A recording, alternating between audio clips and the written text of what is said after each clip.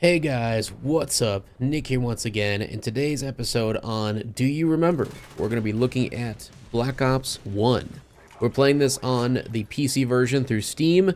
I did play this mostly as a kid on my PS3 growing up, but sadly I do not have that version anymore, and honestly I prefer the PC versions anyway. They seem to have a lot bigger lobbies these days, which, by the way, yes, these are official lobbies still running. And they seem to be pretty up to date. I mean, I didn't have a problem at all finding a couple games today to get some gameplay for you. And I had a lot of fun with it. And that's not just because Black Ops 1 is a very underrated game in the Call of Duty franchise, in my opinion, but also just because I didn't have any issues with cheaters or really any bad issues with connections or nothing. Whereas when I was getting gameplay for Modern Warfare 2 the other day for my previous video, I did have some issues with getting lobbies and finding some people to fight and all that stuff without any running to cheaters, and it's a bummer. It's a real shame that even on PC you run into that still to this day, but thankfully Black Ops 1, at least from what I experienced, does not seem to be the case. So this game came right after Modern Warfare 2, back I believe in like 2010, 2011. I don't remember the exact dates of releasing when it comes to COD games, but it was early on. It was over 10 years ago, and this game still holds up to this day. Graphically, it definitely has shown its age for sure, but it still runs at a smooth 120 frames a second with a 140 hertz display as well, looking beautiful as always. I love the gameplay and feel of Black Ops. It kind of feels a lot like Modern Warfare 2, just mixed with that Black Ops engine to give you a little bit higher time to kill, a little bit different level design, and some really insanely fun weapons to choose from. I also really liked the Vietnam aesthetic of Black Ops 1, where you had like the napalm strike coming down on people, which was pretty sweet to see for the first time. I love the little RC car that had a little C4 packet on it. You could blow people up, the RCXD, if you guys remember that. There was a lot of amazing kill streaks in this game that they brought over from the kill streak system that we know and love from Modern Warfare 2. I think they took a lot of what made MW2 a great game, and they just brought it over to the Black Ops engine. And that's why I don't understand why so many people love MW2, but they never talk about Black Ops 1. If they are to talk about a Black Ops game, everybody talks about BO2. And like, for me, I don't know. I might be in the minority here, but I definitely, I think I would say I like BO1 a little bit more than BO2. I know it's kind of sacrilegious, but it honestly is my cup of tea. And I will get into Black Ops 2 in a future video, but for now, we're going to be just talking about Black Ops 1.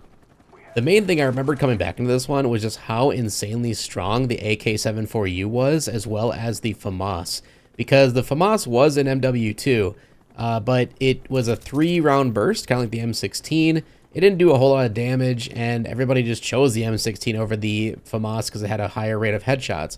Whereas in Black Ops 1, the FAMAS is fully automatic, and it basically replaced the ACR from MW2. It has no recoil whatsoever, very fast firing, and it does a decent amount of damage. So if you're good with your aim, you can do a pretty good job with it without much issue.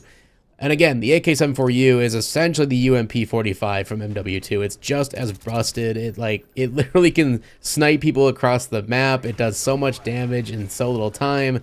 It is a beast of a weapon. So the FAMAS and the AK-74U are my two favorite weapons in Black Ops 1 by far.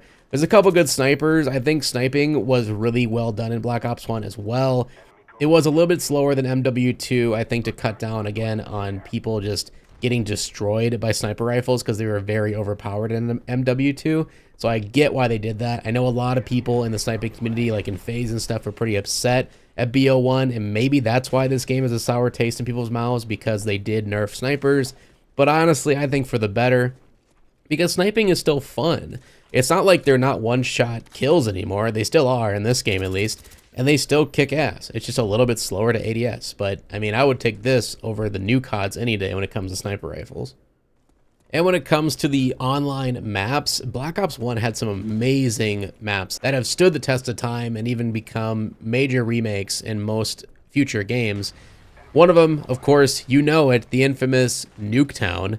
I call it infamous because I honestly hate it. I've never liked Nuketown from day one, but it seems to always come back as a quote-unquote the fan favorite. I don't know about that because everybody I talk to, they dislike Nuketown just as much as I do. Maybe it's a case of just seeing it too much has made it just annoying, but for me personally, I never liked it from the get-go, so I don't know why it keeps coming back, other than just it's got a cool aesthetic to it. It is a unique idea. you know, set in location, and being so small, it's very hectic, but it gets old really fast. However, on the opposite spectrum, Firing Range is super underrated. I think that is probably one of my favorite COD maps of all time, and they brought it in Black Ops 1. I love that map to this day. I can come back to and play it over and over and over again, not have any issues with it. I wish that map was remade more often in newer games. Summit was also a really good map. I remember that one, and Search and Destroy was so much damn fun. Villa was also pretty good. Didn't have many issues with this one, but it did, I don't know, maybe it's a little bit too big. There's a couple sections where I feel like they could have trimmed the fat a little bit to make it more, I don't know, flow a little better. But for the most part, I think Villa was pretty decent. And then WMD was another one that just sticks into my mind as a lot of fun. But again, this game had some great maps. It had some amazing weapons all around. I don't really remember anything that I absolutely hated in this game or anything that I felt super overpowered. I probably am missing some things. But from my hour-long session of playtime here, I didn't run into anything where I was like, man, that's bullshit. I forgot how stupid that was. Yes, there is still some YouTube stuff in here, like some rocket launchers and whatnot, but that's going to be in all these old Call of Duties. You can't really get mad at it. And honestly, I just laughed at it because it just reminded me of the glory days of how there legitimately would be people who their entire personality would be based around noob tubing.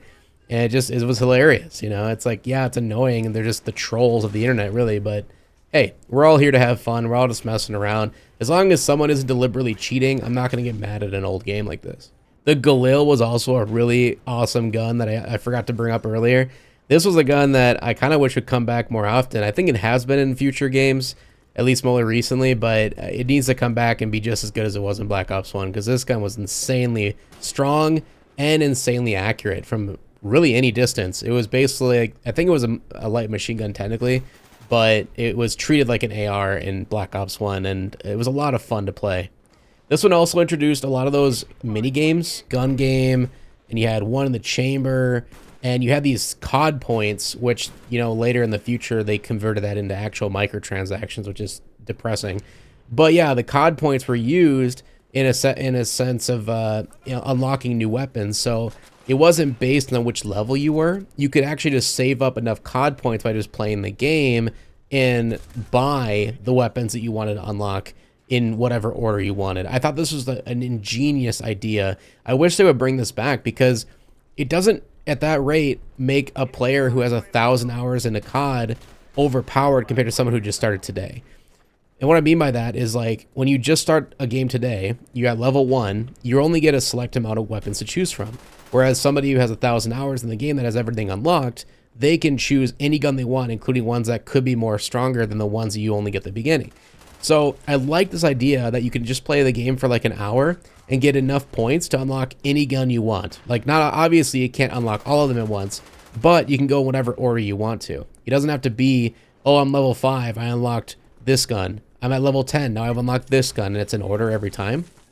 You don't have to worry about that, especially with prestiging. This actually kind of hindered the whole feeling of, oh man, do I prestige and lose everything I have and start from scratch? Or, well, I can also get a really cool badge by prestiging, you know, it's kind of a give or take type thing. In this game, it just felt more of just a really win-win to prestige, because yes, you are starting from scratch, you're losing everything you have. You can play it just for a little bit, get those COD points, and then buy the weapons that you want or that you're used to, that you had unlocked all before, and you can go from there without having to wait and grind to get back to level 60 or whatever to unlock everything again. So yeah, the COD point system, in my opinion, was ingenious. I wish they would bring that back in the terms of not microtransactions, but just to be able to get points for playing the game and then buy whatever you need to unlock in whatever order you want. It doesn't have to be in order based on your level. And the gun game stuff was really cool, because not only was it just a fun mini game of like, oh, one in the chamber, you have one bullet, but it's a one-hit kill every single time. But if you miss that shot, now you just got a knife until you get a knife. And then if you kill somebody with your knife, you get a bullet back, or you die, restart, get another bullet back, you know, so on and so forth. But the cool thing was you can bet COD points on the match. So they were called wager matches.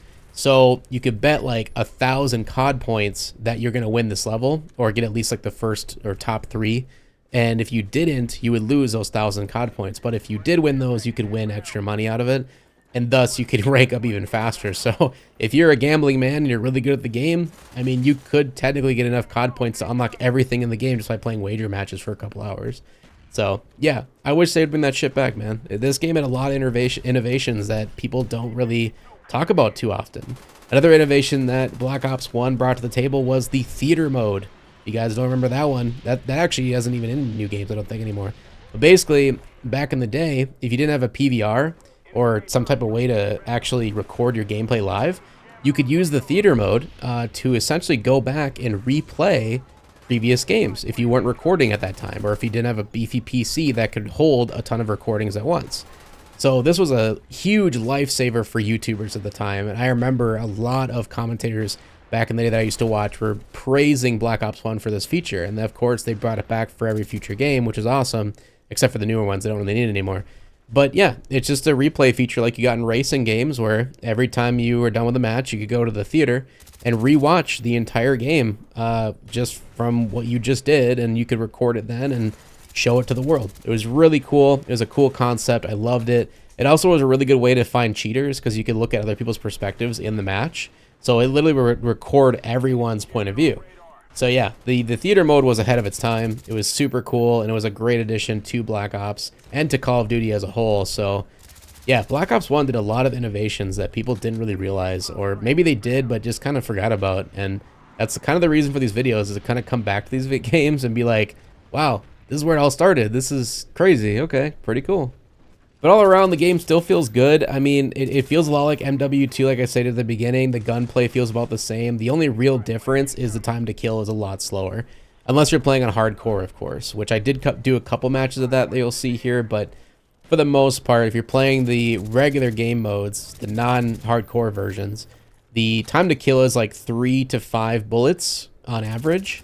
Whereas in MW2, it's like 2 bullets and someone's dead. Like, it's a very fast time to kill, and I know some people did not like that, and to this day, they still don't prefer that. And that's kind of become the difference between Modern Warfare games and Black Ops games. Like, Black Ops have a little bit higher time to kill, but they feel a little bit more arcadey, whereas MW2 feels a little bit more fast-paced and a way faster time to kill. So it's just kind of your play style. What do you prefer, so to speak? But yeah, I don't know. I don't really have much else to talk about with this game other than I don't remember if it brought any new game modes to the table. Coming from MW2, it probably did, and except for the wager matches, I'm honestly forgetting. But you have all the classics here, from your Sabotage, Demolition. I don't know if it had Ground War at this point. It probably didn't, but it had TDM for sure. Capture the Flag, Domination. That was the one I meant to say earlier. But you know, all the classics, and you're gonna have a lot of fun with this one, even to this day, if you're gonna play on PC. At least I don't know what these servers are like on consoles. I, again, sadly don't have the PS3 version anymore to test out, or Xbox version, but yeah, if you want to pick this game up today on Steam, you still got some live servers to check out and have a good time with. So with that, thank you so much for watching. Leave a like, share, support as always. Subscribe so you don't miss the next one. We'll hopefully see you in the next one. Peace out, everybody. Thank you guys so much for making it to the end of the video. Before we head out, I want to give a huge special thank you to our channel members. These are amazing people who are wanting to support the channel and the content here. And if you want to do the same, you can click the little join button underneath every single new upload. And in becoming a channel member not only supports me and the channel, but also gives you a ton of perks in doing so, including early access to new content and being a part of exclusive polls and information that other people would not be able to access. So, I hope you guys enjoyed the video. Thank you again so much for the love and support, and we'll hopefully see you in the next one. Peace out.